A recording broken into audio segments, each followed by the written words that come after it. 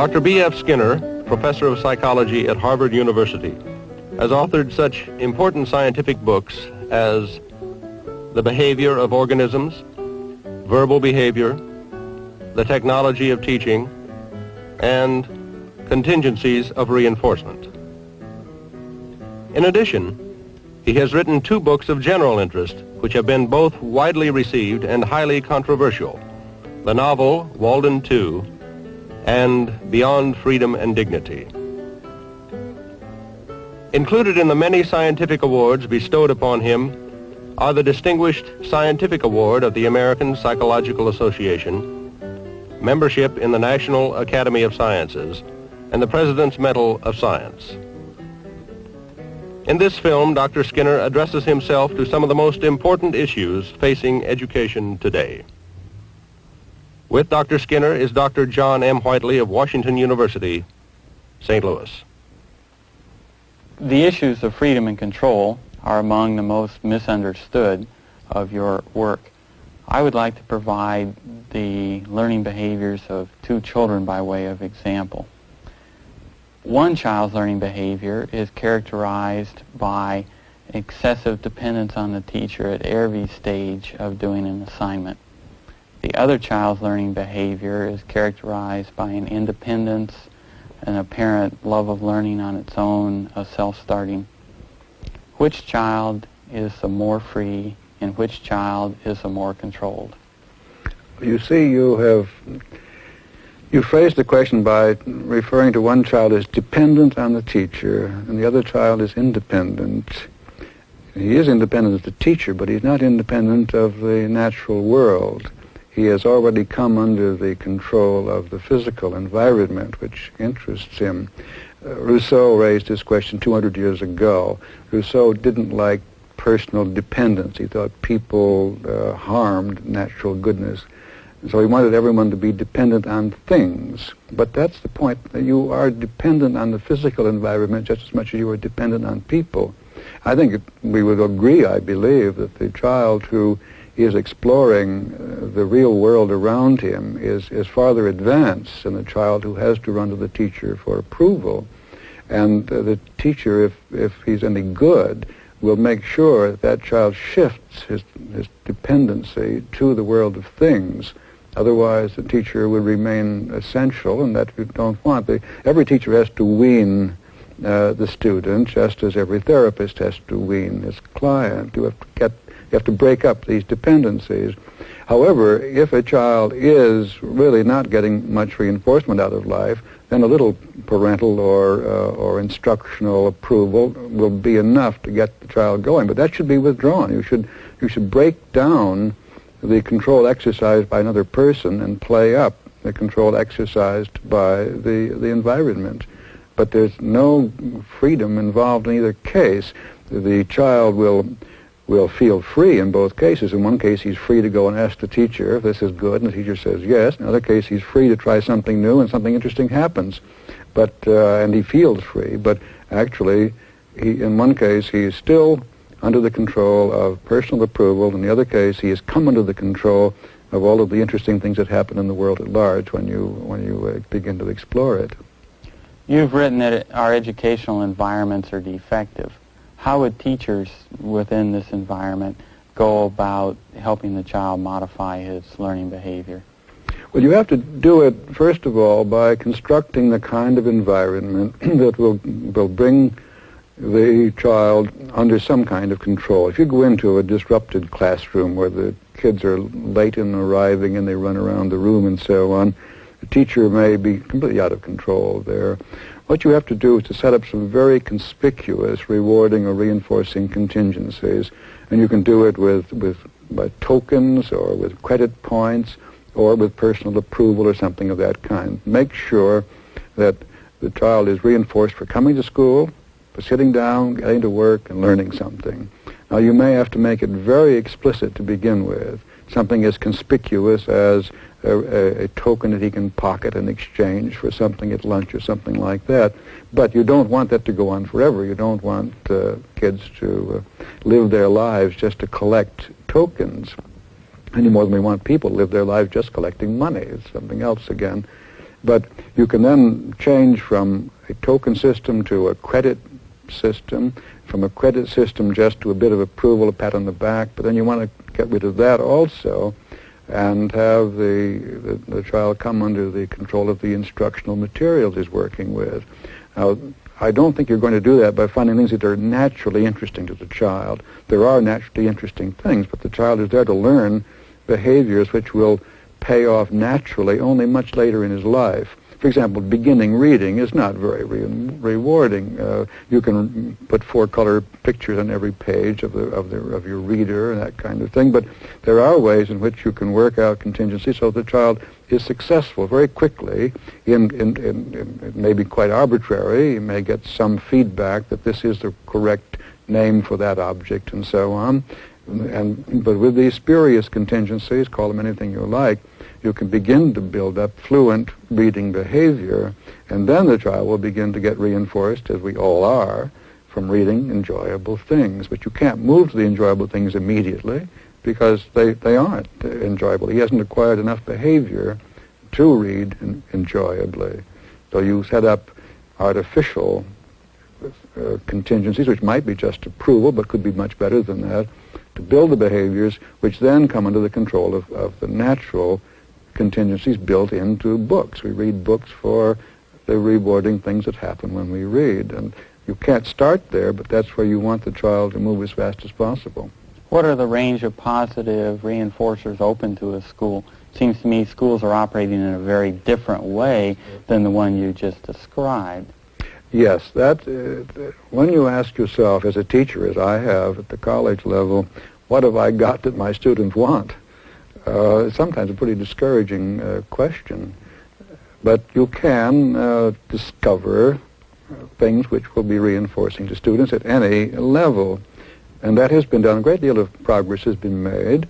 There are things in an ordinary, even say a ghetto classroom, lower grades or high school, that can be used as reinforcers. You can have special foods at lunchtime, access to play space, privileges to associate with other kids of your choice.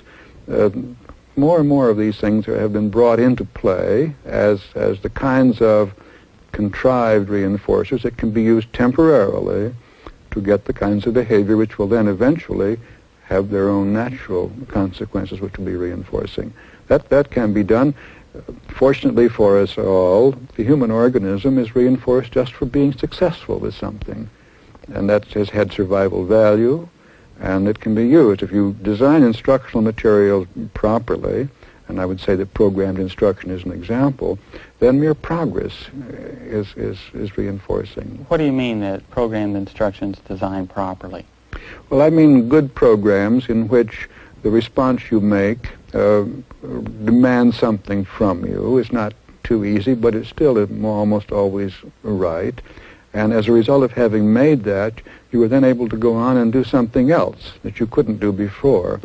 A good instructional program has some built-in reinforcers. If you just leaf through toward the back of the book and see what you don't know, and it's always obvious you don't know it, and then you look back and see what you've covered, and you do know that, that's obvious that something is happening. You're making progress, and before you know it, you know the whole program. And fortunately for us all, the human organism is reinforced by successful accomplishment. So on a stage-to-stage basis through this program text, you're rewarded as you go on. It would seem to me, however, that our educational environments are designed very differently, typically. For example, you're punished if you don't do well. Right. The school rewards its best rewards for those people who accomplish the most. But almost by definition within it, there can only be a few at the top. And children aren't rewarded on a day-to-day basis for accomplishing as much as they can. Well, there are all sorts of things wrong with the contingencies which now prevail, and I want to get away from them just as much as, say, the free school people do, but I think they're going the wrong way. They're not going to be able to get away from these. They always fall back on them eventually. No, you're quite right. All the way up through, even through graduate school, the average student studies to avoid the consequences of not studying. It's an avoidance kind of, or an escape kind of thing. Now, how do you find the positive consequences which can take the place of these aversive techniques? That is the whole art of managing a classroom, designing instructional materials, and progress is being made.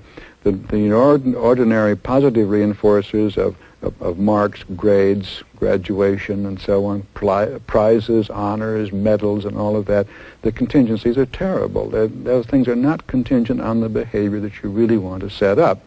But you can redesign them and make progress. You make the point that not everyone can achieve the highest levels and get the kudos, the medals, and prizes which depend upon that. But if you redesign a course of instruction, as for example the system that Fred Keller has designed for reorganizing a college course, then you can take progress through the course as your only examination. There's no final examination. You can't get through the course unless you know it, because of the way it's designed. And you take an ordinary class with a distribution of IQs, whatever you want to call them these days, and some will breeze through this course and reach the end quickly and get the A and move on to something else. Others will move more slowly, and perhaps by the end of the term they've only got halfway through. But you don't give them a C, you don't give them anything, come back and take the rest of it next term and you get an A too. And if the material is within the range of the population you've already selected for this kind of instruction, then everyone succeeds, and everyone must have prizes, as in Alice in Wonderland. And in your system, this person would be rewarded by a success and acquire in the process a desire to learn more on his own. Well, I don't know about the desire to learn more. What he has discovered is that he can improve. He can acquire behavior which makes him more effective. And that acquisition is itself reinforcing, and he's then likely to go on, if the opportunity presents itself with the same kind of instruction, he'll go on and do more of it and acquire more. And if you don't watch out, he'll try to stay too long in your school, and you'll have to graduate him forcibly. What do you mean that our schools are really using methods of aversive control? Well, I mean, why does a child come to school in the morning? Well, there are truant officers who will go after him if he doesn't. Now, we've given up on that. There are thousands of children in big cities who don't bother going to school. But that was at one time. Now, when you get to school, why do you sit in your place? Well, you'll be sent to the principal for a talking to, or, and of course, many schools are now calling for the return of the birch, who get physically punished. I know schools in this country where if you don't bring your homework in, you hold out your hand and get slapped with a ruler. Now, that can be reversed. It's such a simple thing to do. I had a very interesting conversation with a young girl who teaches in the 6th grade in a southern city. She's black, and she teaches mostly black students, and she had this trouble. They wouldn't come in with the homework, and the family wasn't likely to induce them to do their homework. They wouldn't bother doing the work in the classroom. So she had read something that I had written and decided to try it out. What she did was to bring in, at the beginning of the week, a little prize, which she would put up on the shelf where the kids could see it. It might be, say, a transistor radio or something like that. It cost her $5 or $10, not any more than that. And then she'd tell the children that on Friday afternoon there would be a drawing, and someone would get this. And she had a jar there. And whenever you brought your homework in, you could write your name on a ticket and drop it in the jar. And whenever you did your assignment during the day, you got some arithmetic problems, when you finished, if they were right, you could write your name and drop it in the jar. And Friday afternoon, there would be a drawing, and someone would get this. And she had changed her life completely. She was glad to pay $5 or $10 a week for this because it was so simple. They all brought their homework in. They all sat down and got their work done, you see. And now you say, oh, well, wait a minute, that's not fair, that you're bribing them and so on. But they're doing their work, you see, and they can begin to get the natural consequences of being more competent than their brothers and sisters who have been in somebody else's class and haven't had the advantages of these economic incentives.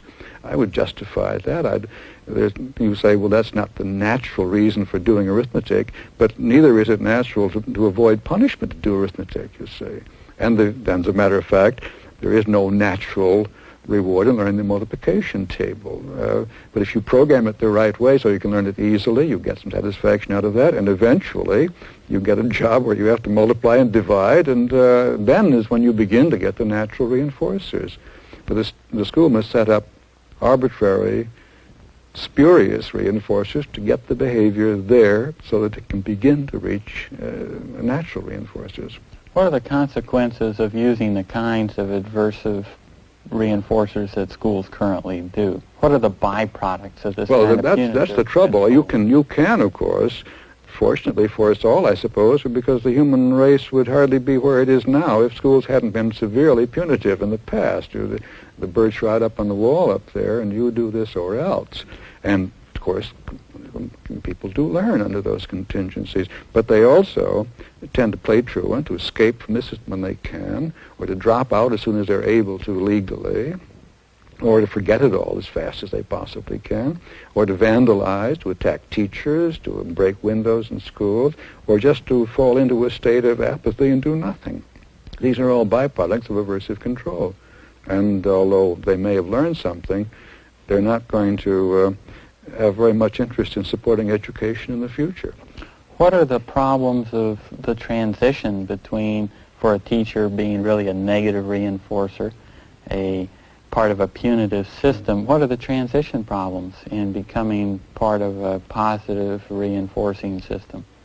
Well, strange as it may seem, they're not really very difficult. I've seen disrupted classrooms straighten out in a week or two when the teacher discovers that actually he or she has been reinforcing the very behaviors that have been causing trouble. And they learn how to stop that. Could you give an example? Well, for example, there's a general principle that leave well enough alone. Here's so-and-so over here, and he's doing his work, so don't go near him. If you go near him, he'll start causing trouble. So what you do is you go and pay attention to those who are causing trouble, and attention is reinforcing. So you really reinforce people for causing trouble. And you fail to reinforce people for sitting quietly and getting their work done. Now, the thing to do is to pick out those children who are doing what you want them to do, and they're the ones you should go and talk to and give a word to or something of that kind, and avoid reinforcing the troublemakers as much as possible. Another principle is very commonly practiced and commonly recommended. If you see a child starting to get into trouble, distract his attention. Well, now, what is distraction? Distraction is something reinforcing. So when you distract the attention of a troublemaker, you're reinforcing his troublemaking. You have to sense these things and realize what you're doing. You've written that the technology that you've been identified with is essentially neutral, and that it's the uses to which it's put. How within a school can you determine the uses to which it's put? How can parents not feel, for example, that the school is somehow doing things to their children that they don't want done? Or let me phrase that another way. As a parent, I would be leery of having people whose values I wasn't sure I agreed with having powerful tools at their disposal to affect my children. Or this is a time in our country when middle-class values are under unprecedented attack. The major purveyors of those middle-class values are teachers in the school system, within the context of the school. This raises the question which is bound to be raised if you suppose that education is effective. If it's not effective, then you can get out of all of this. You don't worry about what is happening because you know nothing's going to be done. But if you could imagine a very powerful educational technology, which I think is available if it were to be used, then you do want to go back and look at these value questions. And I'm all for that. I don't particularly like present culture. And in Walden, too, I describe what it seems to me an alternative culture. And I don't blame young people today for saying, no, I'm not going to take what you're handing me. I don't like that. I'm going to try something of my own. And I think it should be done. In general, in this country, we have profited from a certain diversity. You send your children to parochial school, they get one kind of thing. You send them to big city schools, they get another. You send them to small upper-class private schools, then they get another one, and so on. The families have a certain amount of choice as to what they are exposing their children to, and that isn't always possible because economic sanctions come into it. But we have protected ourselves against too much regimentation just through the variety of schools available. And in a given school, you get variety just because of the availability or the lack of it of people who can teach various things. I think we do need to look at the values which underlie an educational system. Now, I don't think the answer is to throw everything out or leave it up to the student, because the student, I think, is least of all able to say what he should be studying. His values will be all tied up with immediate gratification and what he's interested in now, but he's there to acquire behavior which will pay off sometime in the future, and people who've been around are more likely to know what that future is like and what is to be done. But you're saying that the individual choice comes in say, the case of elementary school children, where their parents can choose the kinds of values as represented by different kinds of educational institutions.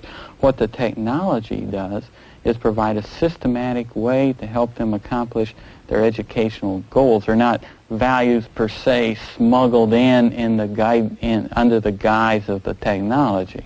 No, the values are not in the technology at all. I can imagine a parochial school becoming extremely powerful in teaching religion of a particular kind. I can imagine, let us say, a business school becoming extremely powerful in building certain kinds of businessmen for our current American way of life, supported by current businesses who want new employees and which have had this preparation and so on. This we could, simply by making education more powerful, tend to clinch the status quo, which I think would be bad, because right now we profit from the fact that people aren't well educated and hence have a certain flexibility when they start living after they've got out of education. But I think we are at the point where we could be much more effective, and that means we must take a much closer look at why we are teaching what we're teaching. How would you redesign our elementary and high schools? Well, I think we are in a position to do that if we were allowed to do it. But right now there are very powerful educational philosophies, particularly those associated with giving the student more freedom, which is a natural reaction against the punitive kind of thing, which I react against also, but which seem to me to have no future whatsoever.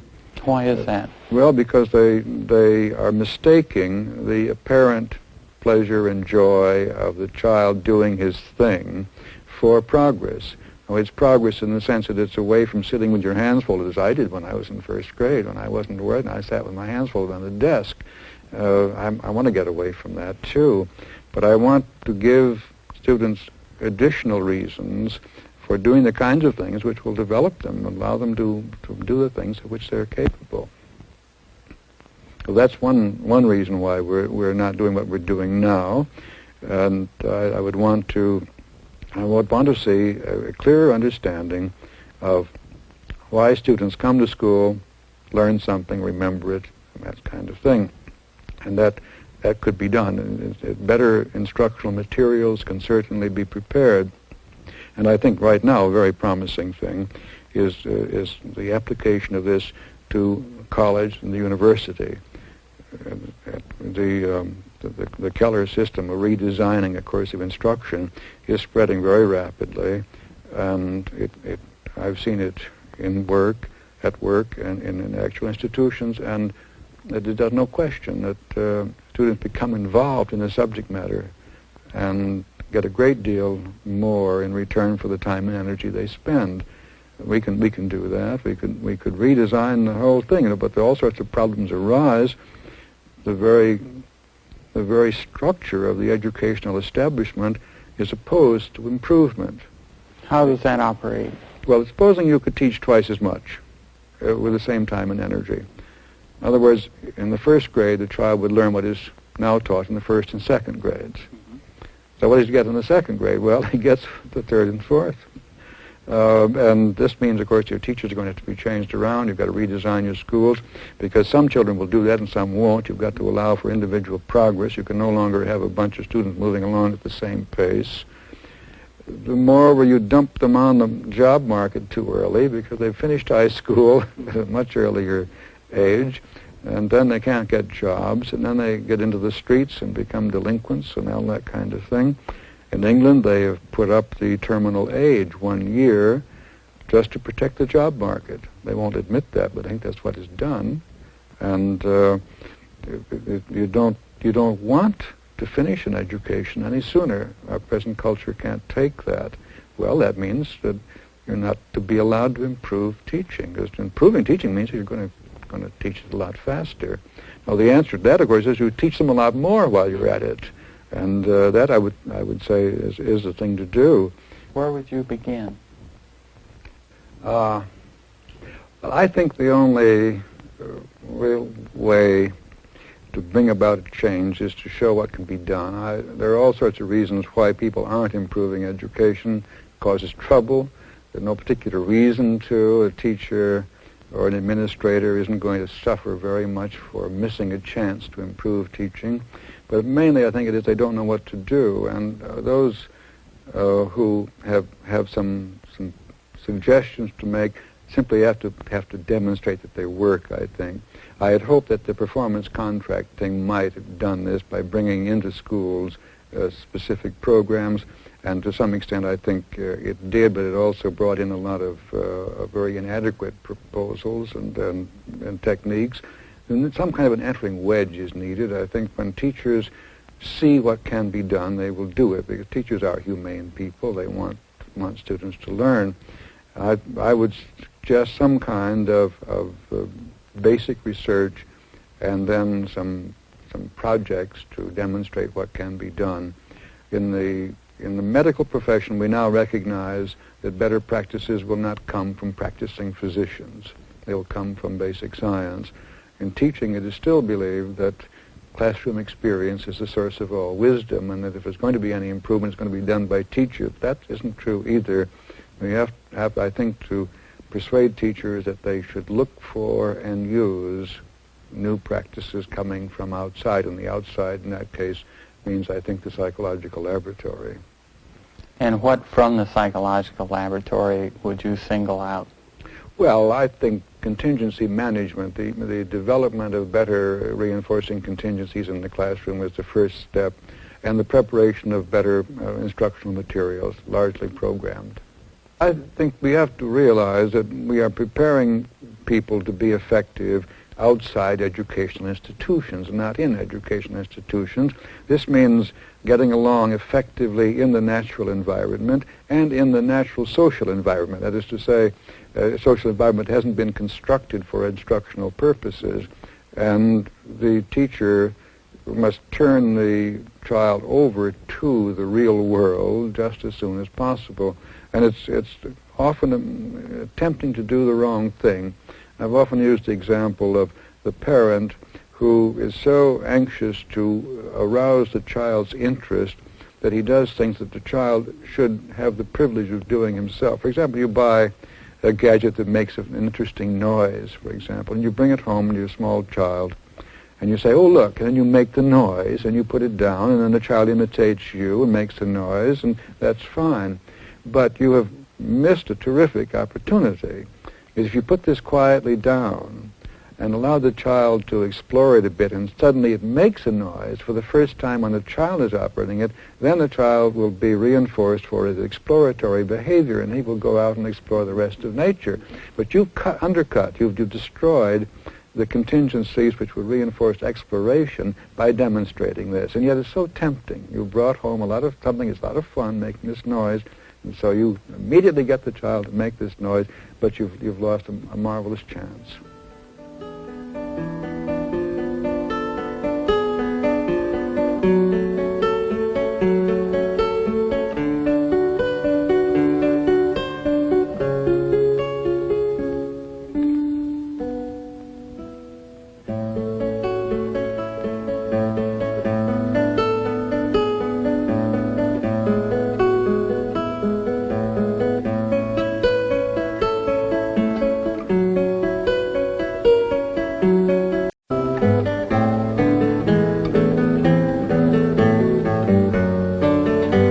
Dr. B.F. Skinner, professor of psychology at Harvard University, has authored such important scientific books as The Behavior of Organisms, Verbal Behavior, The Technology of Teaching, and Contingencies of Reinforcement.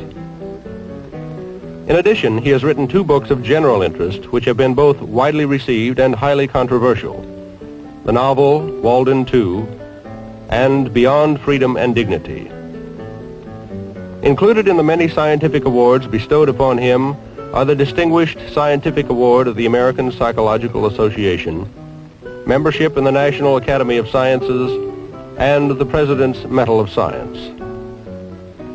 In this film, Dr. Skinner addresses himself to some of the most important issues facing education today. As we join Dr. Skinner and Dr. John M. Whiteley of Washington University, they are discussing what dimensions of human endeavor are not receiving sufficient attention in schools. We certainly are ignoring many of the important aspects of our own culture in our present education. We're having so much trouble teaching reading, writing, and arithmetic that we don't prepare students to enjoy their lives. We boast of the fact that with our industrialization and so on, we're now giving people a great deal of leisure time. We cut the week down first to 5 days, and now they're talking about 4 days. We cut down the work hours. What are we going to do with all of this time which is suddenly being released, in which people don't have to do anything? If you don't watch out, what you will do are those things which are immediately gratifying and reinforcing. All leisure cultures have tended to go in for drunkenness or drug addiction, for spectatorship, the Roman circus, that kind of thing, watching other people living dangerously, gambling of all sorts, games of chance, and that. These are the things that people are likely to do when they don't have to do anything. Now, the trouble with that is that by the end of a full lifetime of exposure to this, you're no better off than you were. You can buy a lottery ticket every week of your life, and at the end of your life, you're the same person you were when you started. You can stay stoned or drunk all your life, and you've not acquired any new kinds of behavior at all. Watching other people live seriously or dangerously doesn't do that either. Now, if you leave it to the individual, those are the things he is likely to do. But the culture, through its educational facilities primarily, can teach people other kinds of reinforcement, other things that they can do to be reinforced, which actually will bring out all that there is in them. They develop arts, skills, talents of that sort, where by the end of your life you are a very different person. You are now an accomplished musician or an accomplished artist, or you're an accomplished listener to music, so you get more out of it than you ever did before. Or you read, not simply in the sense of living somebody else's life in a novel, but more perceptive about people, understanding people better, and so on. These are the kinds of things that people could also do with leisure time, which would make them much more effective people. But they need support from the culture. They're not the things people naturally do, because they are more deferred by way of consequences. You need to prepare a person to be musical. How does an educational system help develop people in this way? Well, it would have to arrange temporary reinforcers to build the kinds of behaviors which eventually prove to be more highly reinforcing. If I sit and watch professional football on a Saturday afternoon, I get something very quick out of that. If, however, instead of that, I practice the piano or something like that, so that from then on I'm slightly more effective as a player, then I have done something which will increase my pleasure for the rest of my life, perhaps. Whereas the football game comes to an end, it's all over, and that's that. I may have bet on it or something of that sort, so I've been terribly interested in how it comes out. I've had a good 2 or 3 hours by way of immediate gratification, but at the end I'm back where I started from at the beginning. But if I do something which increases my skill or my general understanding of things or my knowledge, then I am in a position to do something different the next time, which will, at the end of my life, I will be as complete a person as I could possibly be. What are some of the temporary reinforcers that those in education can use to foster this kind of constructive personal development? Clearly, the deck is stacked on the other side.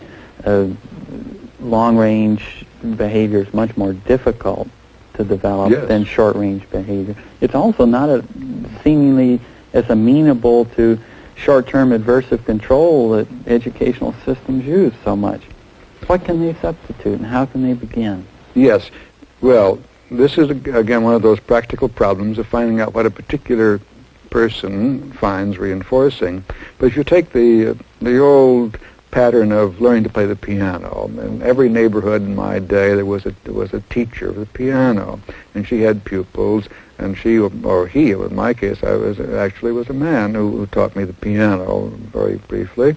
He would call once a week at our house, and I would sit down and play the morning prayer by someone named Striabog. His name was Gobers, but he reversed it, and for very good reason, because I'm sure he would be proud of having composed this piece of music.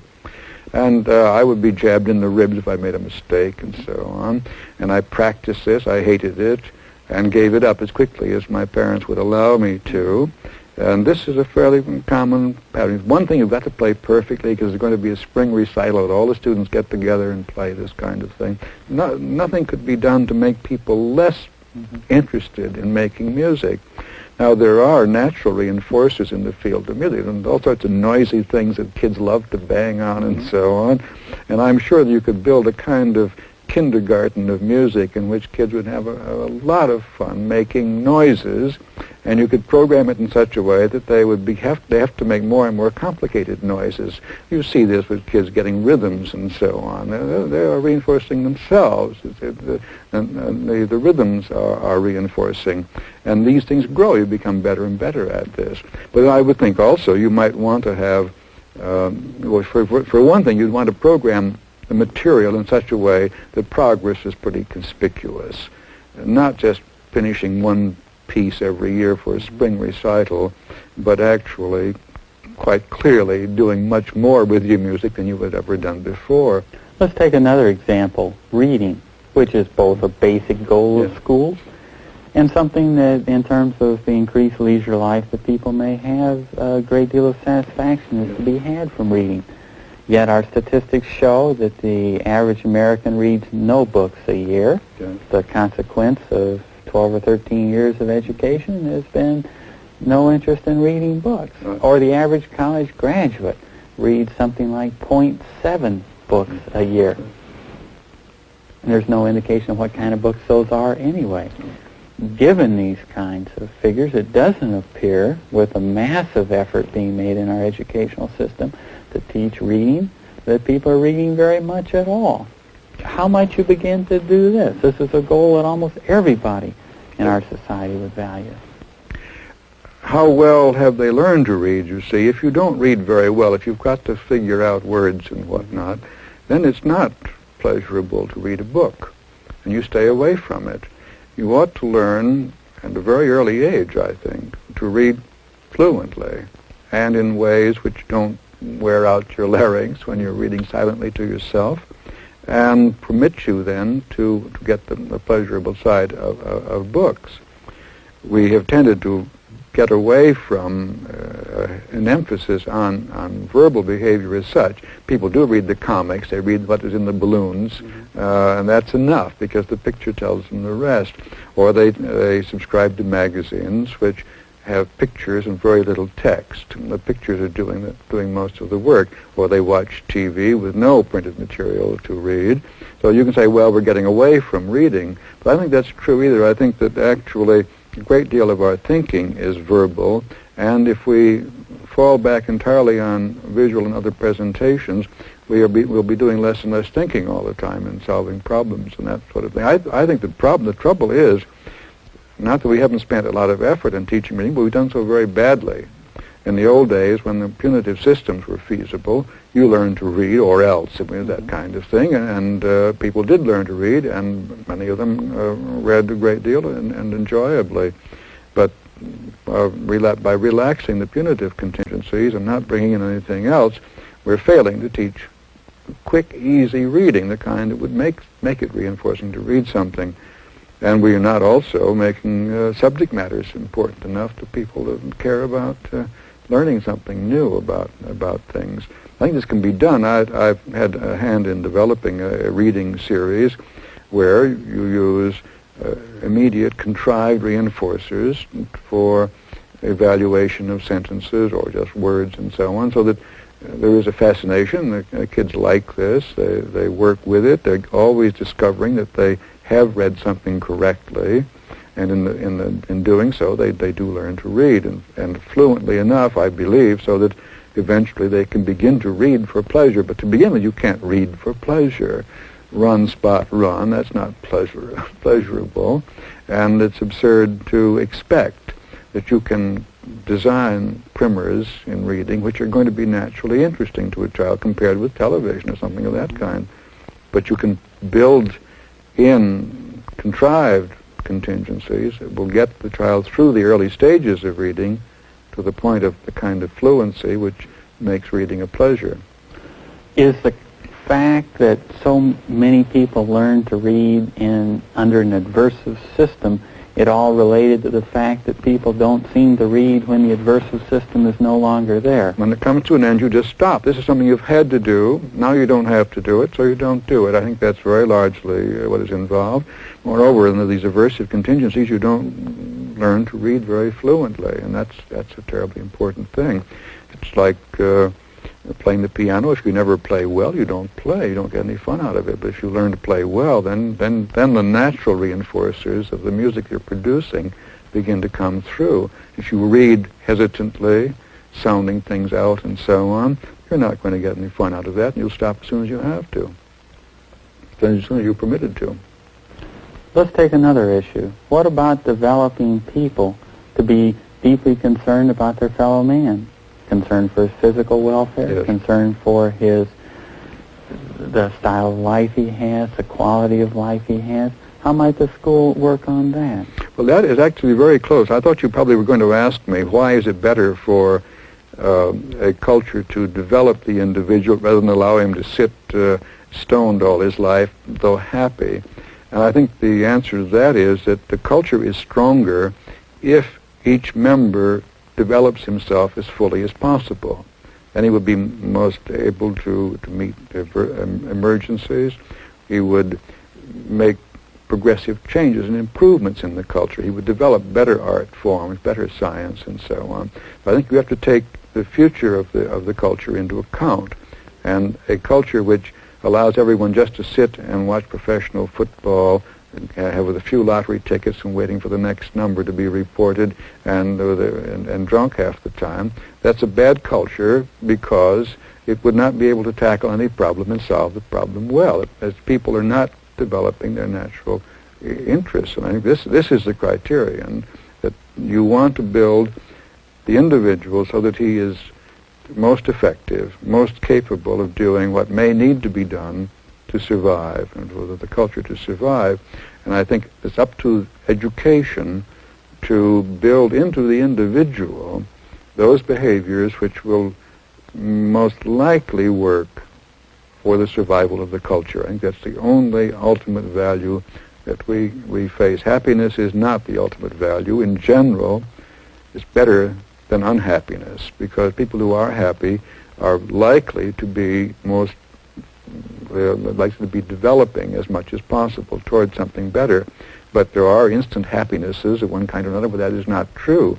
And simply to say that culture is best in which people are happiest, it isn't true, because you could have a very happy culture that would go down the drain the next time an emergency arose. Let's return to the notion of the school developing people as people, and take, for example, the Adlerian notion of social interest, or being concerned with one's fellow man and working for the betterment of other human beings.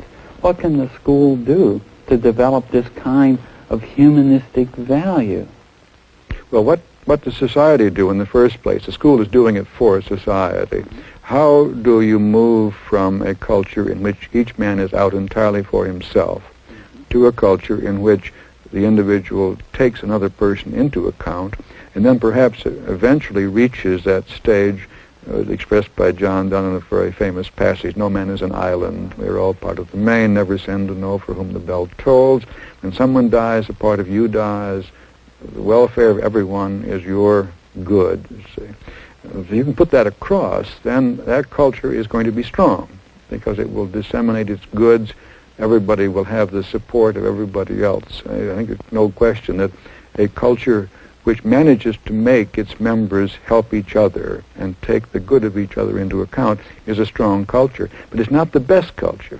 Now that's because the greatest good of the greatest number isn't an ultimate kind of value. It's great right now, but it may miss the future, which is a terribly important thing. In a culture in which we all are brothers, and are each other's keepers, and we keep each other well, you see, this might not be developing at all. It could be static. It could be, this would mean simply give everybody a bottle of whiskey a week and a television set, and that would be what I do for you, is to give you all of this, but you would not be developing. And the greatest good of the greatest number has got to be oriented toward the future.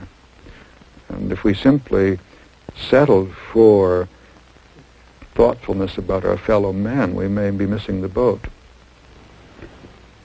Clearly, this raises the issue of how much diversity can a society tolerate, and how much power should be given to the school.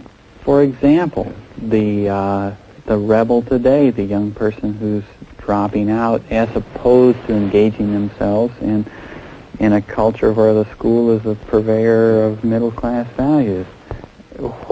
How do you design a system to tolerate and to enhance, indeed, the rebel?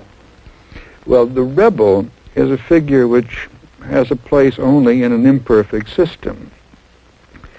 And things are bad, someone's got to change them. And we call him a rebel because he's making changes.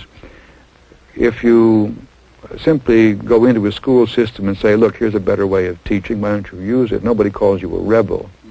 They call you a rebel when you attack the present system, not because you put something better in its place. Now, I think a good culture would have very few rebels, and a perfect culture would have none. And that would not be any great loss. We value the rebel because our cultures have been so bad in the past.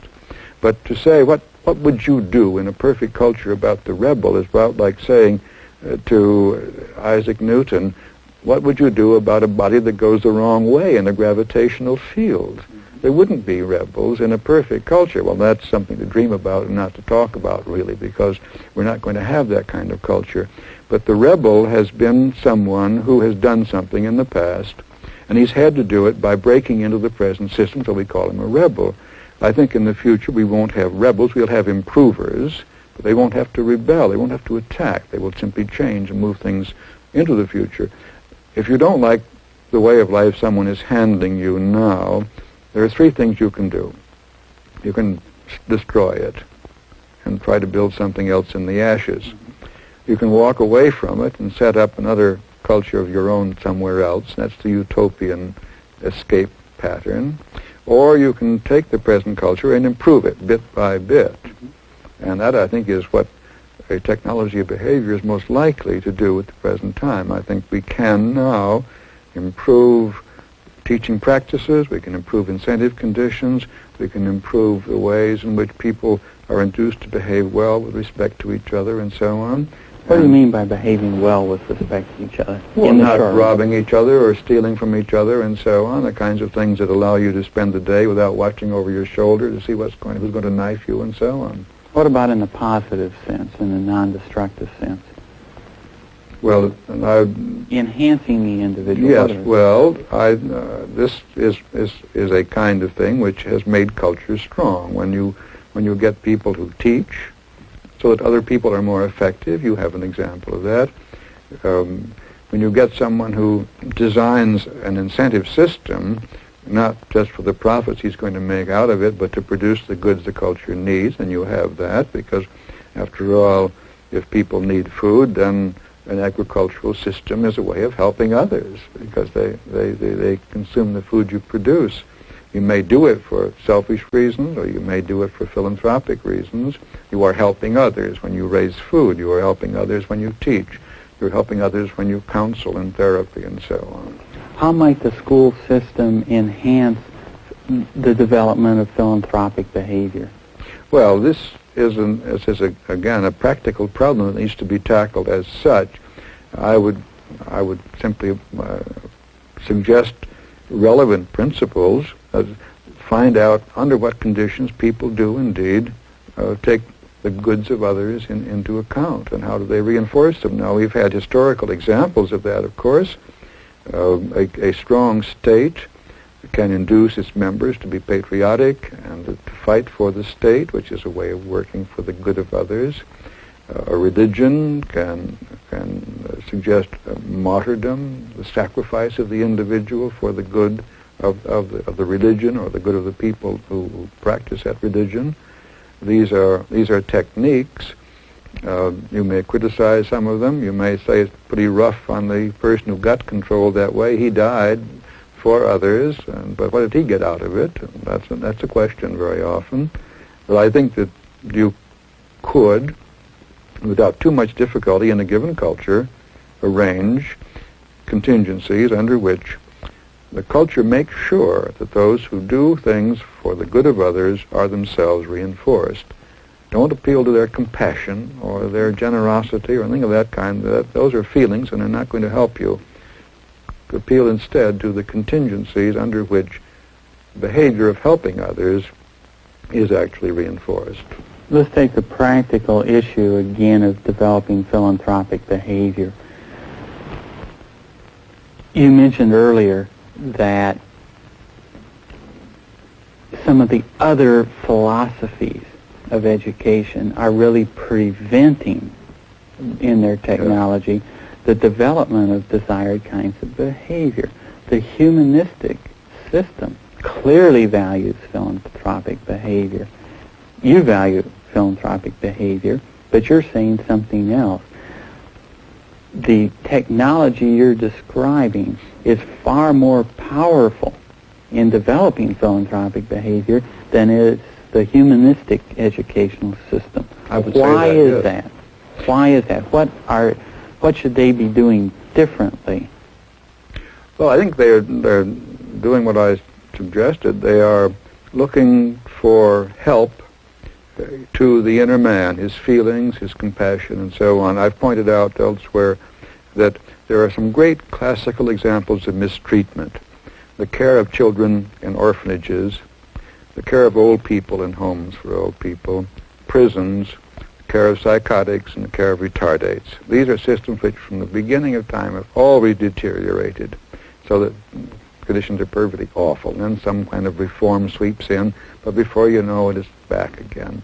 Now you say, oh, well, that's because we need compassionate people, we need humane people who will love children and take good care of them, will be fond of old people and take good care of them, who will have the interests of the prisoner at heart and whatnot. You know that you've heard this sort of thing. I point out that the only reason that those 5 areas are classical examples of mistreatment is that all 5 classes of people are unable to exert counter-control. The children are too small to do anything about the mistreatment. The old people are too weak. The prisoners are under armed guard. Psychotics and retardates, they can't escape. They can't counterattack at all. So why they're being mistreated, not because people lack compassion, but because there is no positive reason for treating them well. The aversive control, which keeps you treating me well and me treating you well, is lacking in a lopsided condition where no control is counter-control is possible. Now, if you want people to be treated well in these institutions, make sure that someone makes sure that mistreatment is not punished, is punished somehow or other. Now, you say, well, now you're going back on aversive control and recommending it.